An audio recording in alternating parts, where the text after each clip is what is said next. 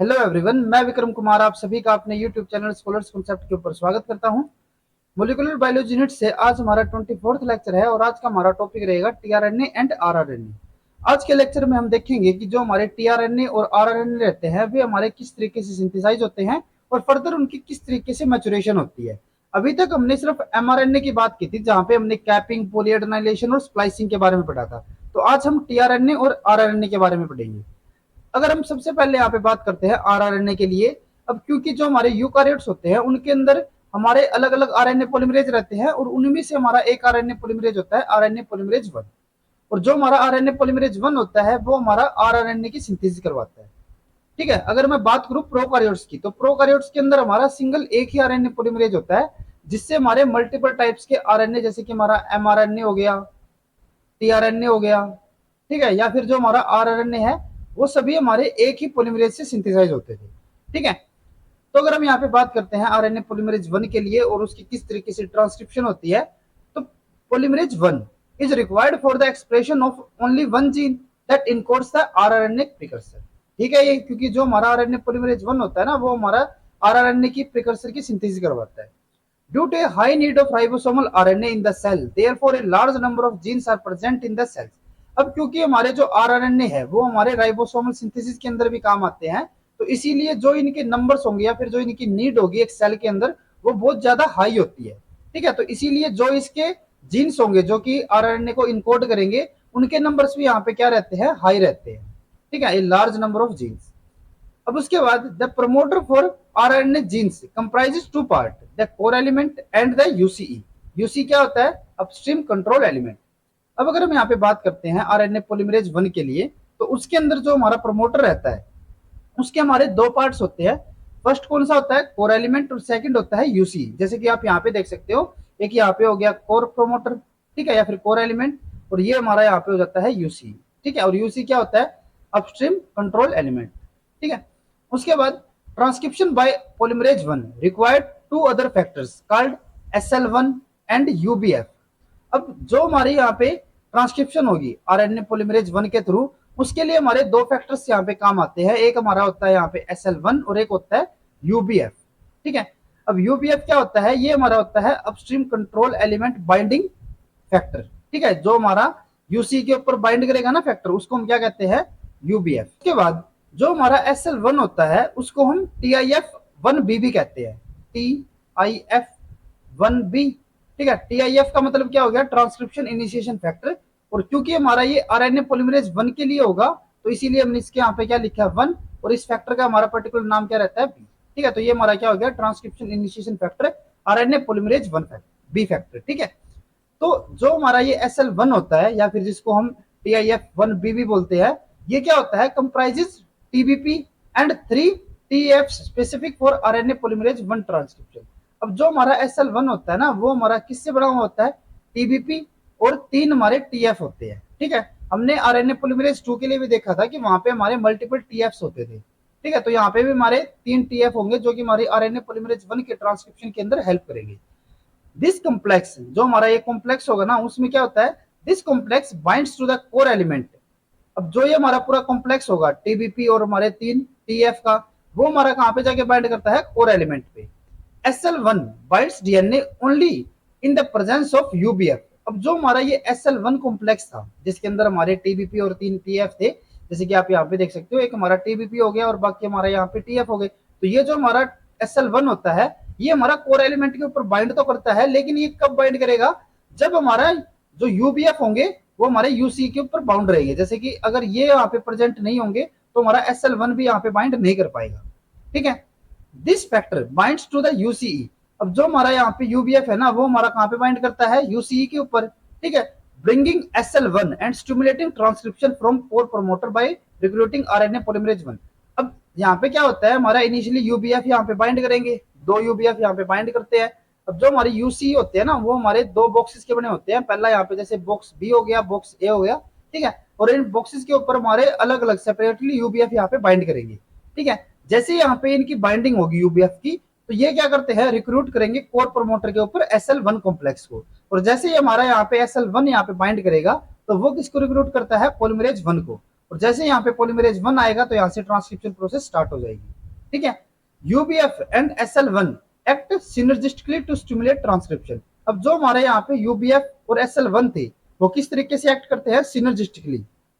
इसका मतलब क्या होगा कि ये हमारे एक दूसरे के जो फंक्शंस होंगे उनको प्रमोट करेंगे, क्योंकि यहाँ पे हम देख सकते हैं कि यहाँ पे जब हमारा यूबीएफ आया था तो उसने किसको रिक्रूट किया था, SL1 को। ठीक है, और फर्दर SL1 ने किसको किया, आरएनए पॉलीमरेज 1 को। ठीक है, तो ये जो हमारे ट्रांसक्रिप्शन प्रोसेस के अंदर सिनर्जिस्टिकली अफेक्ट करते हैं। तो ये तो हमारा हो गया आरएनए पॉलीमरेज 1 के लिए। ठीक है, और यहां से जो हमारी ट्रांसक्रिप्शन होगी ना, ट्रांसक्रिप्शन से जो हमारा आरएनए बनेगा वो हमारा कौन सा होगा, आरआरएनए। ठीक है, यानी कि यहां से हमारे आरआरएनए की सिंथेसाइज हो जाएगी। ठीक है, फर्दर इसकी हम प्रोसेसिंग आगे देखेंगे। उससे पहले हम यहाँ पे देखते हैं आरएनए पॉलीमरेज 3 की ट्रांसक्रिप्शन। अब आरएनए पॉलीमरेज 3 जो होगा वो हमारा यूकारियोट्स के अंदर किसकी सिंथेसिस करवाता है, टीआरएनए की। ठीक है, और प्रोकारियोट्स के अंदर मैंने जैसे अभी आपको पहले ही बताया कि प्रोकारियोट्स के अंदर हमारा सिंगल एक ही आरएनए पॉलीमरेज होता है जो हमारे तीनों टाइप के आरएनए की सिंथेसिस करवा देगा। तो यहाँ पे हमारा टीआरएनए की भी सिंथेसिस हो जाएगी। ठीक है, तो वो हमें यहाँ पे पढ़ने की जरूरत नहीं है क्योंकि हमने प्रोकारियोट्स के अंदर आरएनए पॉलीमरेज की फंक्शन ऑलरेडी देख रखी है। अब अगर हम यहाँ पे बात करते हैं आरएनए पॉलीमरेज 3 की ट्रांसक्रिप्शन की, तो polymerase 3 promoters are located downstream from the transcription start site. अब अगर हम यहाँ पे बात करें पॉलीमरेज 3 के प्रमोटर्स की, अभी तक जो हमने फर्स्ट और सेकंड पॉलीमरेज के लिए देखा था तो वहां पे जो हमारे प्रमोटर्स होते थे वो हमारे अपस्ट्रीम पोजीशन पे मिलते थे, यानी कि नेगेटिव साइड पे। ठीक है, लेकिन अगर मैं यहाँ पे बात करता हूँ पॉलीमरेज 3 के लिए तो उसके जो हमारे प्रमोटर्स होते हैं वो हमें कहाँ पे मिलते हैं, डाउनस्ट्रीम पे। यानी कि जहां पे हमारा जीन भी होगा ना जिसकी यहाँ पे ट्रांसक्रिप्शन होनी है, जैसे कि हमारी यहाँ पे साइट हो गई। ठीक है, यहां से हमारी ट्रांसक्रिप्शन स्टार्ट होनी है तो इसके हमारे डाउनस्ट्रीम, ये हो गई डाउनस्ट्रीम इस तरफ। ठीक है, और ये जो हमारी डाउनस्ट्रीम है ना इसके अंदर, अब अगर यहाँ पे जब रेप्लिकेशन स्टार्ट सॉरी ट्रांसक्रिप्शन जब स्टार्ट होगी तो ये जो हमारा सीक्वेंस होगा डीएनए का, इसकी ट्रांसक्रिप्शन होगी और इसी से हमारा क्या बनेगा, आरएनए बनेगा। ठीक है, तो जो हमारे डाउनस्ट्रीम पे होंगे या फिर जो हमारा यहाँ पे डीएनए सीक्वेंस है जिसकी की ट्रांसक्रिप्शन होनी है, उसी सीक्वेंस के अंदर हमारे क्या मिलते हैं, हमें प्रोमोटर्स मिलते हैं। ठीक है, और ये हमारी आरएनए पॉलीमरेज 3 की एक डिस्टिंक्ट प्रॉपर्टी हो गई। ठीक है, क्योंकि यही हमारा एक ऐसा पॉलीमरेज है जिसके अंदर हमारे प्रमोटर हमें सीक्वेंस के अंदर ही देखने को मिल रहे हैं या फिर हमारे डाउनस्ट्रीम पोजीशन पे देखने को मिल रहे हैं। उसके बाद सम पॉलीमरेज 3 प्रमोटर्स जैसे कि those for the tRNA genes consist of two regions called box A and box B separated by the short element। अब जो हमारे यहाँ पे पॉलीमरेज 3 के प्रमोटर होते हैं ना वो हमारे दो टाइप के होते हैं, एक होता है यहाँ पे बॉक्स ए और एक होता है बॉक्स बी। ठीक है, और ये हमारे कुछ सीक्वेंस या फिर कुछ न्यूक्लियोटाइड से सेपरेटेड रहते हैं। अब अगर मैं आपको एक चीज बताऊं, जो हमारा आरएनए पॉलीमरेज 3 होता था उसके लिए हमने पढ़ा था कि जो हमारे आरएनए पॉलीमरेज 3 रहते हैं वो हमारे एक तो टीआरएनए के तो सिंथेसिस करवाएंगे ही, उसके अलावा वो किसकी सिंथेसिस करवा रहे थे, जो हमारा 5s आरएनए के थे, आरआरएनए उसके भी सिंथेसिस करवाते थे। ठीक है, तो यानी कि यहाँ पे हमने दोनों चीजों को देके चलना है, एक तो हमारा टीआरएनए भी होगा और एक हमारा 5s आरएनए भी होगा। अब हम यहाँ पे देखते हैं some other promoter contain box A and box C. जैसे कि अगर हम यहाँ पे बात करें 5s आरएनए की, अभी हमने देखा था कि जो हमारे टीआरएनए के प्रमोटर्स होते हैं ना वहां पे तो हमारे कौन से बॉक्स मिलते थे, बॉक्स ए और बॉक्स बी। लेकिन अगर यहाँ पे हमारी ट्रांसक्रिप्शन होनी है किसकी, 5s आरआरएनए जीन्स की, तो वहां पे हमें कौन कौन से बॉक्सेस मिलेंगे, बॉक्स ए और बॉक्स सी। यानी कि बॉक्स ए तो हमारा दोनों के अंदर कॉमन रहेगा, लेकिन जो हमारे 5s आरआरएनए होंगे वहां पे हमें बॉक्स बी की बजाय क्या मिलता है, यहाँ पे बॉक्स सी। ठीक है, and still other contain TATA element like those of polymerase 2। और जो हमारे यहाँ पे टाटा एलिमेंट भी होते हैं जैसे कि हमने पॉलीमरेज 2 के अंदर देखा था वो भी यहाँ पे हमारे प्रेजेंट रहते हैं। और जो हमारे टाटा एलिमेंट होंगे वे हमें कहाँ पे मिलते हैं, अपस्ट्रीम पोजीशन पे। ठीक है, यहाँ पे यूं नहीं है कि जो हमारे टाटा बॉक्स भी होंगे वे भी हमें डाउनस्ट्रीम पे मिलेंगे, सिर्फ हमारे जो बॉक्स ए और बॉक्स बी या फिर बॉक्स सी थे वही हमें कहाँ पे मिल रहे हैं, डाउनस्ट्रीम पोजीशन पे मिल रहे हैं, लेकिन वे हमारे ट्रांसक्रिप्शन को इनिशिएट करवाने में बहुत ज्यादा इंपॉर्टेंट होते हैं। ठीक है, अब अगर यहाँ पे आगे देखें factor use for the transcription by polymerase 3 और ट्रांसक्रिप्शन फैक्टर 3b। ठीक है, and transcription factor 3c for the tRNA genes and those plus transcription factor 3a for the 5s rRNA genes. अब यहाँ पे अगर हम बात करते हैं टीआरएनए के लिए तो वहां पे हमारी किसकी जरूरत पड़ती है, हमें जो हमारे ट्रांसक्रिप्शन फैक्टर होते हैं, ट्रांसक्रिप्शन फैक्टर 3 का मतलब यानी कि हमारे आरएनए पॉलीमरेज 3 के लिए काम कर रहे हैं और उसमें हमारा कौन सा, B type transcription factor 3b और एक हमारा होता है यहाँ पे ट्रांसक्रिप्शन फैक्टर 3c। ठीक है, और अगर हम यहाँ पे बात करें 5s rRNA जीन्स की। जैसे मैंने पहले बताया ना कि यहाँ पे हम दोनों की बातें करेंगे, एक तो हमारा tRNA और एक हमारा 5s rRNA। तो उसके अंदर हमारा कौन सा फैक्टर आता है, ये दोनों तो हमारे होंगे ही, उसके अलावा ट्रांसक्रिप्शन फैक्टर 3A भी काम आएगा। Transcription factor 3C complex binds to the promoter region. अब जो हमारा यहाँ पे प्रोमोटर रीजन रहता है ना, वहां पे हमारा कौन सा ट्रांसक्रिप्शन फैक्टर बाइंड करेगा, ट्रांसक्रिप्शन फैक्टर 3C। ठीक है, this complex recruit transcription factor 3B to the DNA just upstream of the start site, which in turn recruit polymerase 3 to start site of the transcription। अब जैसे ही हमारे यहाँ पे transcription factor 3C यहाँ पे bind करेगा, वो किसको रिक्रूट करता है, हमारा ट्रांसक्रिप्शन फैक्टर 3B को। ठीक है, और उसी के साथ हमारी यहाँ पे एक टीबीपी साइट भी आएगी, या फिर हमारा एक टीबीपी प्रोटीन भी आएगा। अब टीबीपी क्या होता था, हमारा टाटा बाइंडिंग प्रोटीन। और अभी हमने यहाँ पे बताया ना कि हमारे यहाँ पे टाटा साइट भी रहती है। ठीक है, तो ये क्या करती है, हमारी टाटा साइट के ऊपर बाइंड करेगी, और जैसे हमारे यहाँ पे टाटा साइट के ऊपर ये बाइंड करेगा, तो हमारा जो पॉलीमरेज 3 होगा वो भी यहाँ पे क्या हो जाएगा, रिक्रूट हो जाएगा, उसकी भी यहाँ पे एडिशन हो जाएगी। और जैसे हमारे यहाँ पे पॉलीमरेज 3 आगे बाइंड करता है, तो हमारी यहाँ से ट्रांसक्रिप्शन प्रोसेस स्टार्ट हो जाएगी। The enzyme then initiate presumably displacing transcription factor 3C from the DNA template as it goes. और जैसे हमारे यहाँ पे जो पॉलीमरेज एंजाइम होगा आरएनए पॉलीमरेज 3, वो हमारा ट्रांसक्रिप्शन को स्टार्ट करेगा, तो यहाँ पे हमारा जो ट्रांसक्रिप्शन फैक्टर 3C था उसको ये क्या कर देगा, डिस्प्लेस कर देगा। ठीक है, और फर्दर यहाँ से हमारी ट्रांसक्रिप्शन प्रोसेस इलोंगेट होती रहेगी। TBP is used for the transcription by RNA polymerase 1, 2 and 3। हमारा टीबीपी होता है ना, वो हमें आरएनए पॉलीमरेज 1, 2, 3 तीनों की जब ट्रांसक्रिप्शन हो रही है, ठीक है, तो हमें तीनों के अंदर ही देखने को मिलता है। ठीक है, अब उसके बाद हम यहाँ पे बात करते हैं राइबोसोमल आरएनए प्रोसेसिंग की। अभी हमने देखा कि जो हमारा यहाँ पे आरएनए पॉलीमरेज 1 था, उससे हमने क्या किया था, आरएनए की सिंथेसिस की थी। लेकिन जो ये हमारा यहाँ पे आरएनए रहेगा, वो हमारा किस फॉर्म में होता है, अनमेच्योर फॉर्म में, या फिर उसको हम प्री आरएनए भी बोलते हैं। ठीक है, अब यहाँ पे अगर हम इसकी प्रोसेसिंग या फिर मैचुरेशन की बात करते हैं, तो इसमें क्या होता है, ribosomal RNAs of bacterial, archaeal and eukaryotic cells are made up of longer precursor called preribosomal RNA or pre RNA. जो हमारा यहाँ पे इनिशियली आरएनए सिंथेसाइज हुआ है, आरएनए हमारा सिंथेसाइज होता है, वो हमारा क्या होता है, एक लॉन्गर प्रिकर्सर सेल की तरह काम करेगा, या फिर हमारा लॉन्गर प्रिकर्सर आरएनए की तरह काम करेगा। इसका मतलब क्या होगा कि ये जो हमारा प्रिकर्सर है ना, इसी से हमारे मल्टीपल टाइप के आरएनए की सिंथेसिस होगी, जैसे कि हमारा 60S हो गया, 23S हो गया, या फिर हमारा 5S हो गया। ठीक है, और इसी को हम क्या कहते हैं, पेरीराइबोसोमल या फिर प्री आरएनए। ठीक है, अब इसमें क्या होता है, इन bacteria 60S, 23S and 5S RNA arise from a single 30S RNA precursor. जैसे आप यहाँ पे देख सकते हो कि ये हमारा क्या है, 30S प्रिकर्सर है। ठीक है, और इसी से हमारे क्या होंगे, 60S, 23S और 5S RNA की सिंथेसिस होगी। अब उसमें क्या होगा, RNA at the both end of the 30S precursor and segment between the RNA are removed during processing। अब इसमें क्या होता है कि जो हमारे यहाँ पे एंड के ऊपर हमारे जो सीक्वेंस रहेंगे, या फिर जो हमारे 60S और जो हमारा 30S है, जैसे कि हमारा 5S है, इनके बीच का जो हमारा सेगमेंट होता है, वो हमारा यहाँ से रिमूव कर दिया जाता है, किसके थ्रू, प्रोसेसिंग के अंदर। अब जैसे कि आप यहाँ पे इस प्रोसेस के अंदर देख सकते हैं, इनिशियली यहाँ पे क्या होता है, जैसे कि ये हमारा 30S RNA है, जिसको हम प्री RNA भी बोल रहे हैं। इसमें क्या होता है, यहाँ पे हमारी होती है मिथाइलेशन और स्यूडोयूरिडिन और डाइहाइड्रोयूरिडिन फॉर्मेशन। इसमें क्या होते हैं कि जो हमारे यहाँ पे बेसिस होंगे, उनकी यहाँ पे मॉडिफिकेशन होती है। ठीक है, जैसे कि आप यहाँ पे देख सकते हो, ये हमारी मॉडिफिकेशन के लिए शो किया गया है। जैसे यहाँ पे मॉडिफिकेशन होती है, उसके बाद यहाँ पे होगी क्लीवेज। ठीक है, और जब तक हमारी यहाँ पे ये मॉडिफिकेशन नहीं होगी, तब तक यहाँ पे क्लीवेज भी नहीं होती। अब जैसे यहाँ पे क्लीवेज होती है, तो क्लीवेज के अंदर क्या होगा, जैसे कि ये हमारे सेगमेंट्स है, जैसे कि ये हमारा किसके लिए है, 60S के लिए हो गया। ठीक है, और ये हमारा किसके लिए हो गया, 23S, और ये हमारा हो गया 5S के लिए। तो ये जो हमारे सेगमेंट है ना, ये हमारे क्या हो जाते हैं, रिटेन हो जाते हैं, या फिर स्प्लाइस आउट हो जाएंगे। ठीक है, जैसे कि यहाँ पे हम देख सकते हैं, ये हमारा यहाँ पे हो गया, ये यहाँ पे आ गया, और ये हमारा यहाँ पे आ गया। लेकिन आपको यहाँ पे एक और चीज का ध्यान रखना है, ये हमारा जो 60S RNA है ना, इसके साथ कुछ सेगमेंट हमारा एक्स्ट्रा भी आ गया। इसी तरीके से जो हमारा 23S वाला भी है, उसके साथ भी यहाँ पे कुछ हमारा एक्स्ट्रा पोर्शन आ गया।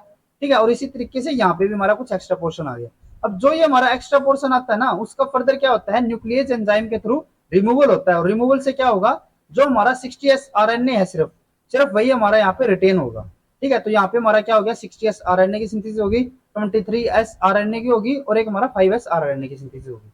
अब उसके अलावा एक और चीज आपको यहाँ पे ध्यान में रखनी है, जो यहाँ पे हमने 1 से इंडिकेट किया ना, वो हमारा कौन सा होता है, वो हमारा होता है RNase 3, यानी कि यहाँ पे जो हमारा एक्ट करेगा ना, जैसे कि यहाँ पे हो गया, एक हमारी ये साइट हो गई और एक हमारी ये वाली साइट होगी, इन साइट्स के ऊपर हमारा कौन सा एंजाइम काम करता है, RNase 3।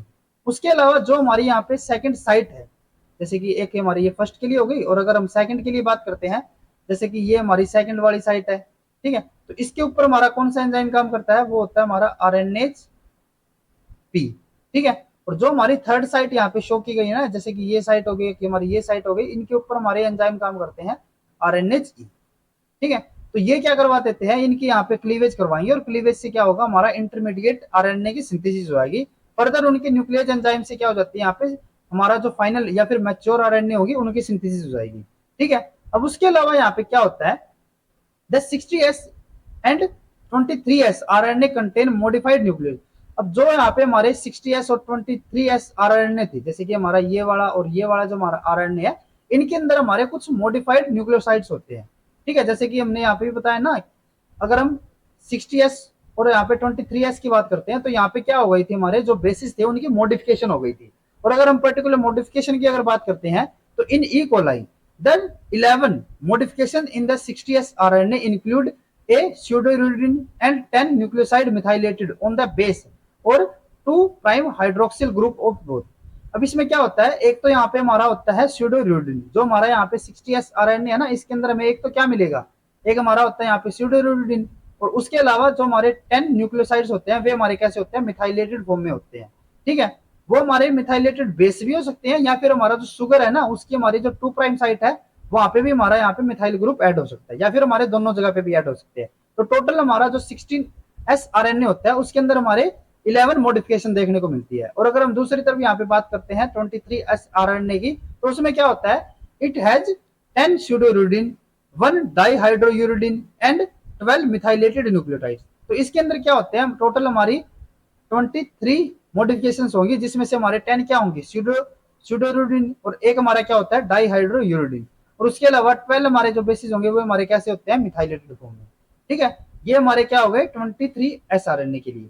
अब उसके अलावा यहाँ पे क्या होता है, अगर हम यहाँ पे देखें तो बीच में एक हमारा यहाँ पे tRNA भी है, ठीक है। अगर हम tRNA की बात करते हैं, coding sequence for tRNA are also found in the pre mRNA, sorry ये हमारा यहाँ पे प्री mRNA नहीं, rRNA आएगा, ठीक है। Coding sequence for tRNA are also found in the pre RNA transcript. तो जो हमारा यहाँ पे tRNA बनते हैं ना हमारे यूकारियोट्स के अंदर, तो उनके अंदर क्या होता है, जो हमारा प्री RNA ट्रांसक्रिप्ट है, उसी के अंदर हमारा tRNA भी प्रेजेंट रहेगा, ठीक है। और उसकी भी यहाँ पे सिमिलर प्रोसेस होती है, जैसे कि पहले यहाँ पे क्या होगी, हमारी क्लीवेज होगी, क्लीवेज के बाद यहाँ पे हमारे न्यूक्लियस एंजाइम के थ्रू जो हमारे ये एक्स्ट्रा बेसिस है, या फिर जो हमारे RNA का स्ट्रैंड है, वो भी हमारा यहाँ से क्या हो जाता है, रिमूवल हो जाता है, और सिर्फ हमारा tRNA यहाँ पे बचेगा, ठीक है। तो ये तो हमारी जो राइबोसोमल आरएनए प्रोसेसिंग थी, वो किसके लिए थी, सिर्फ हमारे प्रोकैरियोट्स के लिए। अगर हम यहाँ पे बात करते हैं यूकारियोट्स के लिए, तो यूकारियोट्स में क्या होता है, in eukaryotes 25S pre RNA transcript is synthesised by RNA polymerase 1 and processed in the nucleolus to form 80S, 28S and 5.8S RNA। अगर हम यूकारियोट्स की बात करते थे, यूकारियोट्स के अंदर हमारा क्या होता था, RNA polymerase 1 होता था, ठीक है। ये किसकी सिंथेसिस करवाता था, हमारे RNA की सिंथेसिस करवाता था। लेकिन जो यहाँ पे हमारा RNA बनेगा, वो हमारा किस फॉर्म में होता है, प्री RNA, यानी कि अभी हमारा मैच्योर नहीं हुआ है, सॉरी ये यहाँ पे RNA आएगा हमारा, ठीक है। तो ये हमारा क्या है, अभी इमेच्योर फॉर्म में है, और इसके प्रोसेसिंग से क्या होगा, मैचुरेशन इसके अंदर आएगी, यानी ये हमारा मैच्योर RNA के अंदर प्रोडक्ट होगा। अब इसके अंदर क्या होता है, जो हमारा, अगर हम प्रोकैरियोट्स की बात करें, तो वहां पे हमारा क्या होता था, एक 30S RNA ट्रांसक्रिप्ट होता था, ठीक है। तो जो हमारे यूकारियोट्स होते हैं ना, उसके अंदर हमें क्या मिलता है, 45S RNA, ठीक है। और ये हमें कहाँ पे मिलता है, न्यूक्लियोलस के अंदर। तो ये चीज आपको ना याद रखनी है कि जो हमारे यूकारियोट्स के अंदर RNA की सिंथेसिस होती है ना, वो कहाँ पे होती है, या फिर जो उसकी मॉडिफिकेशन या फिर हमारी जो स्प्लाइसिंग या फिर प्रोसेसिंग होती है, वो हमारी कहाँ पे होती है, न्यूक्लियोलस के अंदर। अब क्या होगा कि जो हमारा यहाँ पे 45S RNA होता है, इसमें क्या होगा, जो हमारा 45 है, उसी से हमारे मल्टीपल टाइप्स के RNA बनेंगे। जैसे कि हमारे कौन कौन से होते हैं यूकारियोट्स के अंदर, 28 हो गया, 5.8 हो गया, और एक जो हमारा 80S RNA होगा, वो हमारा सभी के सभी किससे बनते हैं, 45S RNA से, ठीक है। जैसे कि आप यहाँ पे देख सकते हो, ये हमारा क्या था, इनिशियली 45S RNA था, ठीक है, जिसको कि हम 90S प्री राइबोसोम भी बोलते हैं, ठीक है। अब इसमें क्या होता है, यहाँ पे उसी तरीके से हमारी मॉडिफिकेशन होगी, पहले तो मिथाइलेशन, स्यूडोरुल्डीन या फिर हमारी अलग अलग टाइप की मॉडिफिकेशन होती है, और वो हमारी कौन करवाता है, सनो आरएनपी, ठीक है, स्मॉल न्यूक्लियोलर आरएनपी। ये क्या करवाते हैं, इनकी मॉडिफिकेशन करवा देंगे। जैसे आप यहाँ पे देख सकते हो, ये हमारी यहाँ पे क्या होगी, इनकी मॉडिफिकेशन होगी। मॉडिफिकेशन के बाद यहाँ पे क्या होगा, क्लीवेज होगी, ठीक है, और क्लीवेज से क्या होगा, यहाँ पे हमारे दो सेगमेंट बनेंगे। पहला तो यहाँ पे होगा हमारा प्री 40s आरएनए।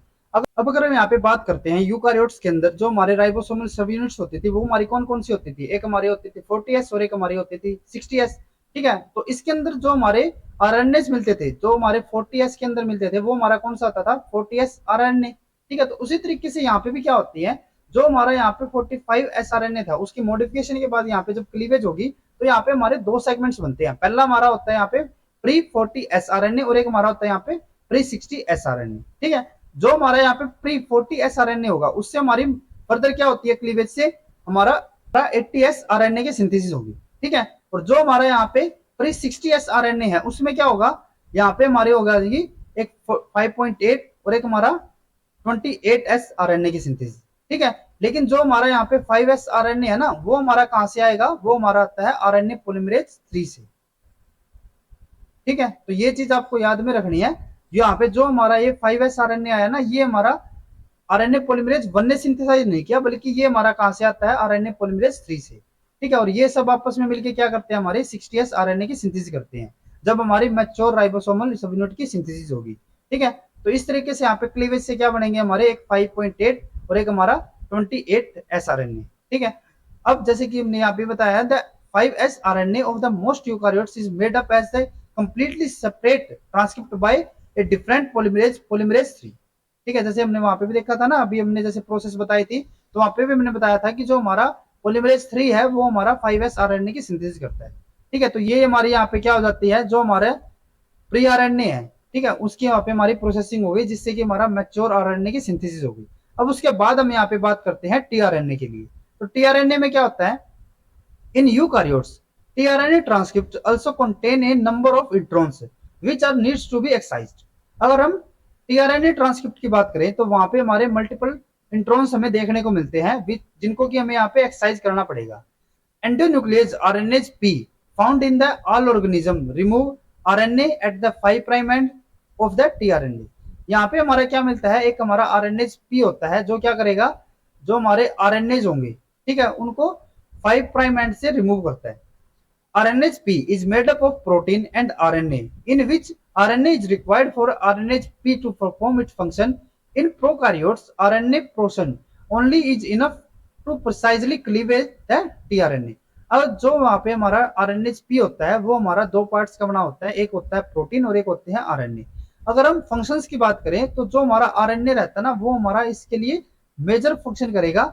जो हमारी इसकी क्लीवेज होती है ना, जो हमारे RNAsP है जो कि क्लीवेज करवाता है, तो वो जो इसकी क्लीवेज एक्टिविटी होती है, वो किसके ऊपर डिपेंड रहती है, आरएनए के ऊपर, ठीक है। और अगर हम प्रोकार्योट्स के लिए बात करते हैं, तो प्रोकार्योट्स के अंदर हमारा सिर्फ आरएनए ही इतना काफी है, जो कि हमारा टीआरएनए की क्लीवेज वहां पे प्रिसाइजली करवा पाए, ठीक है। लेकिन फिर भी उसके जो हमारे फंक्शंस रहेंगे आरएनएचपी के, उनको एक्सेस करवाने के लिए हमारे प्रोटीन्स भी वहां पे प्रेजेंट मिलते हैं। The 3' end of the tRNA is processed by one or more nucleotides include exonuclease RNAsD। अब जो tRNA का 3' end होता है, उसको प्रोसेस करने के लिए हमारे मल्टीपल एक्सोन्यूक्लियस मिलते हैं, और उन्हीं से में हमारा मेजर जो होता है वो होता है RNAsD, ठीक है। tRNA also undergo an additional post-transcriptional modification which involve the addition of a trinucleotide sequence CCA 3' to the 3 end of the tRNA।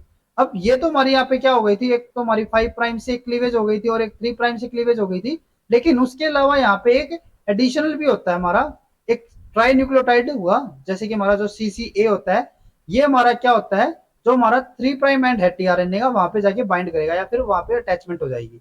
और जो ये हमारा ट्राई न्यूक्लियोटाइड होता है, वो क्या होता है, this tri nucleotide sequence is absent from some bacterial and all eukaryotic tRNA precursor and is added during processing. जो हमारा ये सीसी होगा ना सीक्वेंस, ये हमारा यूं नहीं है कि हमारा डीएनए के अंदर से हमें मिल रहा है या फिर इसकी ट्रांसक्रिप्शन हुई है, बल्कि ये हम क्या कर रहे हैं, अलग से ऐड कर रहे हैं, ठीक है। यानी कि ये हमारी जो होगी वो क्या हो जाएगी, पोस्ट ट्रांसक्रिप्शनल एडिशन, ठीक है, यानी कि ट्रांसक्रिप्शन के बाद जो हमारी एडिशन हो रही है। अब उसके बाद this addition is carried by tRNA nucleotidyl transferase, और जो ये हमारा सीसीए यहाँ पे बाइंड करता है ना, या फिर जो हमारा अटैच होता है, उसकी अटैचमेंट कौन करवाता है? TRNA nucleotide transferase enzyme. In the eukaryotes, tRNA shown here, the final step involve the splicing of 40 nucleotide intron. अगर हम यूकारियोट्स की बात करते हैं तो यूकारियोट्स के अंदर जो हमारा टीआरएनए होता है, उसके अंदर हमारा फाइनल स्टेप क्या रहता है? एक हमारा इंट्रॉन रहता है 40 न्यूक्लियोटाइड्स का, उसकी यहाँ पे रिमूवल हो जाती है। ठीक है, intron are found in some eukaryotes tRNA but not in the bacterial tRNA. ये जो हमारे इंट्रॉन मिलते हैं ना 40 न्यूक्लियोटाइड का, वो हमें किस में मिलता है? सिर्फ यूकारियोट्स के अंदर, प्रोकारियोट्स के अंदर वो, या फिर बैक्टीरियल टीआरएनए के अंदर वो हमें देखने को नहीं मिलता। अगर हम यहाँ पे इसको स्ट्रक्चरली देखें, जो हमने अभी यहाँ पे प्रोसेस बताई है, तो इसमें क्या होता है? जैसे कि ये हमारा प्राइमरी ट्रांसक्रिप्ट हो गया टीआरएनए का। अब इसके अंदर एक हमारा यहाँ पे 5 प्राइम है, एक हमारा 3 प्राइम है। अब यहाँ पे हम देख सकते हैं कि जो हमारा प्राइमरी ट्रांसक्रिप्ट है ना, वहां पे हमारा सीसीए जो सीक्वेंस है वो हमारा प्रेजेंट नहीं है। ठीक है, अब क्या होता है इसके अंदर? यहाँ पे हमारा जो 5 प्राइम एंड है, वहां पे हमारा आरएनएच-पी काम करेगा, ये यहाँ पे कट लगाएगा, और एक हमारा जो आरएनएच-डी है वो हमारा 3 प्राइम के ऊपर कट लगाएगा। जैसे यहाँ पे इनकी जैसे यहाँ पे कट लगेंगे तो क्या होगा हमारा? जैसे ये यहाँ पे जो हमारा ये सीक्वेंस है, ये यहाँ से रिमूव हो गया, और एक हमारा जो ये सीक्वेंस है ऊपर का, ये भी यहाँ से रिमूव हो गया। ठीक है, फर्दर उसके बाद क्या होता है? यहाँ पे कुछ हमारे जो बेसिस होंगे उनकी मॉडिफिकेशन होगी। जैसे कि हमने पीछे आरआरएनएज में पढ़ा था ना, हमारे मल्टीपल टाइप की मॉडिफिकेशन होती थी। ठीक है, जैसे कि स्यूडोरुडिन हो गया, या फिर हमारा डाईहाइड्रोयूरिडिन हो गया, तो वे भी हमारे यहाँ पे टीआरएनए के अंदर हमें देखने को मिलती है। तो यहाँ पे हमारे मल्टीपल प्रोसेस होंगे। जैसे कि हमारा ये पहले तो हमारा ये कट हो गया, कट होने के बाद क्या होता है? हमारे कुछ बेस मॉडिफिकेशन होगी। उसके अलावा एक हमारा जो सीसीए एडिशन होता है वो भी हमारा हो जाएगा। अब उसमें क्या होता है? जैसे कि यहाँ पे अगर हम देखें 3 प्राइम जो हमारा एंड है, उसके ऊपर हमारा एक सीसीए सीक्वेंस, सीसीए 3 प्राइम। अब ये हमारा अटैच कहाँ पे हुआ है? 3 प्राइम के ऊपर। तो यहाँ पे जाके हमारा ये जो सीसीए सीक्वेंस होगा वो हमारा जहाँ पे अटैच हो जाएगा। ठीक है, और उसके अलावा यहाँ पे क्या होता है? जो हमारे बेसिस है उनकी मॉडिफिकेशन भी हो गई थी। ठीक है, साथ में यहाँ पे क्लीवेज भी हो गई थी। फर्दर ये जो हमारा प्रिकर्सर आएगा ना, ये हमारा कौन सा है? इंटरमीडिएट। और अभी हमने बताया कि जो हमारे यूकारियोटिक टीआरएनए रहता है उसके अंदर हमारा एक 40 न्यूक्लियोटाइड का इंट्रॉन भी रहता है। तो जो हमारा ये 40 न्यूक्लियोटाइड का इंट्रॉन है उसका भी यहाँ पे फर्दर क्या हो जाता है? रिमूवल हो जाता है, या फिर उसकी स्प्लाइसिंग हो जाएगी।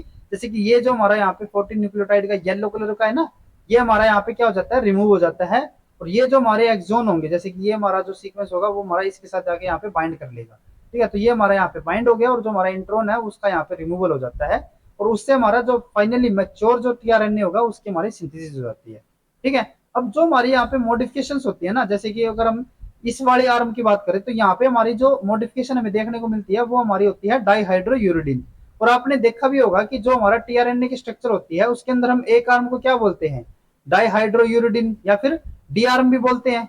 तो उसको हम क्यों बोलते हैं? क्योंकि इसके अंदर हमारे कुछ बेसिस रहते हैं जो कि हमारे मॉडिफाई हो जाते हैं।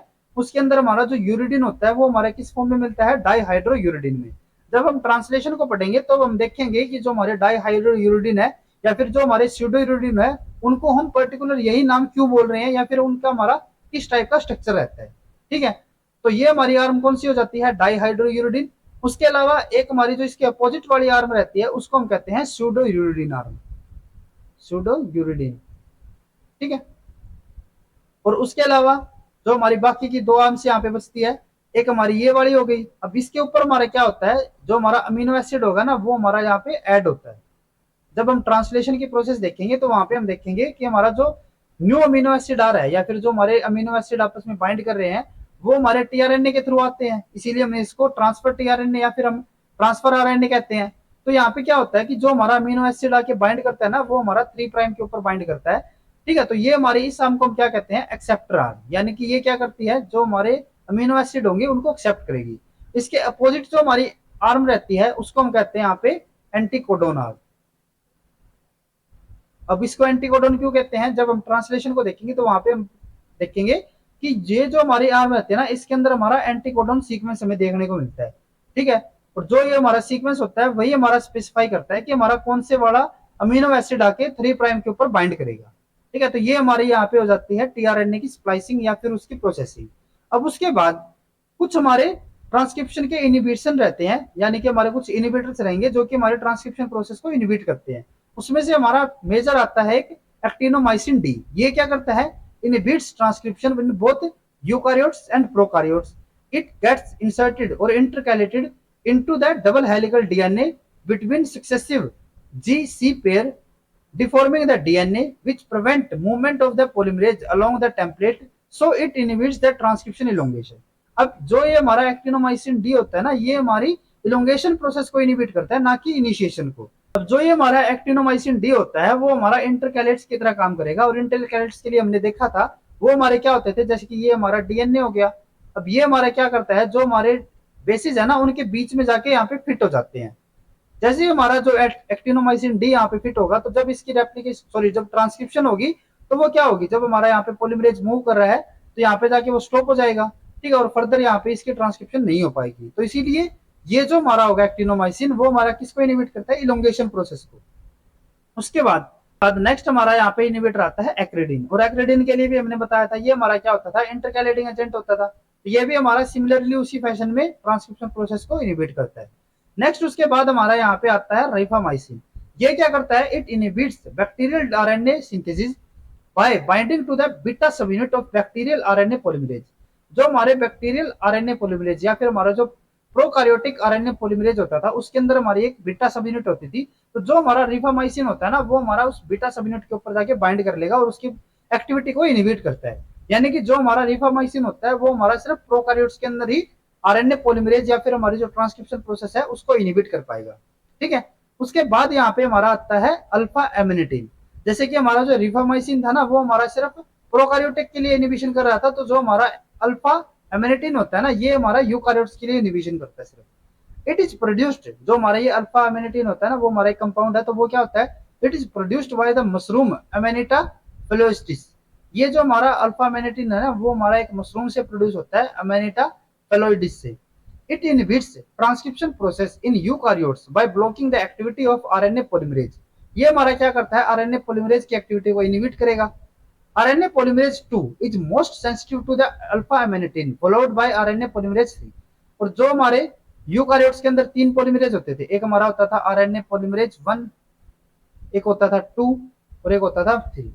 तो जो ये हमारा अल्फा एमिनिटीन होता है, वो हमारा सबसे ज्यादा किसकी एक्टिविटी को रोकता है, आरएनए पॉलीमरेज 2 की एक्टिविटी को। यानी कि जो हमारा आरएनए पॉलीमरेज 2 होगा वो हमारा हाईली सेंसिटिव होगा अल्फा एमिनिटीन के लिए। उसके बाद अगर हम सेंसिटिविटी की बात करते हैं, तो हमारा जो आरएनए पॉलीमरेज 3 होता है वो हमारा सबसे ज्यादा, या फिर अगर हम 2 के कंपेयर में देखें तो वो तो हमारा कम हो गया, लेकिन 1 के कंपेयर में देखें तो वो हमारा हाई सेंसिटिव रहेगा। यानी कि सेंसिटिविटी का अगर यहाँ पे ऑर्डर देखें हम, तो सबसे ज्यादा सेंसिटिव कौन सा है, हमारा आरएनए पॉलीमरेज 2, देन उसके बाद पॉलीमरेज 3, और जो हमारा 1 वाला होता है ना, वो हमारा एक तरीके से इनसेंसिटिव ही है, ठीक है। अगर हम ऑर्डर की बात करें तो ऑर्डर तो हमारा यही आएगा, ठीक है, क्योंकि ये जो हमारा होगा वो हमारा इनसेंसिटिव होगा, यानी कि इसके ऊपर हमारा अल्फा एमिनिटीन का कोई इफेक्ट नहीं रहता, ठीक है। जैसे कि यहाँ पे हमने बताया है RNA polymerase 1 and bacterial RNA, जो हमारा बैक्टीरियल आरएनए है उसके ऊपर भी इसका कोई इफेक्ट नहीं होता, is not sensitive to it, ठीक है। It interfere with the translocation step of RNA synthesis. और जो ये हमारा अल्फा एमिनिटीन होता है वो ट्रांसलोकेशन स्टेप के ऊपर क्या करेगा, इनहिबिशन अपनी शो करेगा। उसके अलावा हमारे कुछ और यहाँ पे इनहिबिटर रहते हैं, जैसे कि हमारा एक डीआरबी हो गया, एक हमारा फ्लाइओपिरिडोल होता है। ये क्या करते हैं, ये हमारे काइनेज इनहिबिटर होते हैं, जो कि क्या करते हैं, preventing entry into transcription elongation. यानी कि किसको इनहिबिट करेंगे, इलोंगेशन स्टेप को। और इलोंगेशन के लिए हमने देखा था हमारे वहां पे क्या मिलता था, एक पीटीएफ भी मिलता था, ठीक है, एंजाइम होता था। ये क्या करते हैं, हमारे डीआरबी और फ्लाइओपिरिडोल ये इस पीटीएफ बी की एक्टिविटी को इनहिबिट करते हैं। उसके अलावा हमारा एक और यहाँ पे इनहिबिटर होता है, जो होता है हमारा ट्राइपिडोलाइड। ये क्या करता है, जो हमारा ट्रांसक्रिप्शन फैक्टर 2H था उसकी एक्टिविटी को इनहिबिट करेगा, और उससे क्या होगा, जो हमारी ट्रांसक्रिप्शन प्रोसेस है वो भी हमारी इनहिबिट हो जाएगी। तो आज के लेक्चर में बस इतना ही। नेक्स्ट लेक्चर के अंदर हम ट्रांसलेशन प्रोसेस के बारे में पढ़ेंगे। अगर आपको ये वीडियो यूजफुल लगी हो तो please like and share this video, और मोलिकुलर बायोलॉजी से रिलेटेड इसी तरीके के कॉन्सेप्ट्स करने के लिए please subscribe to our YouTube channel scholars concept. Thank you.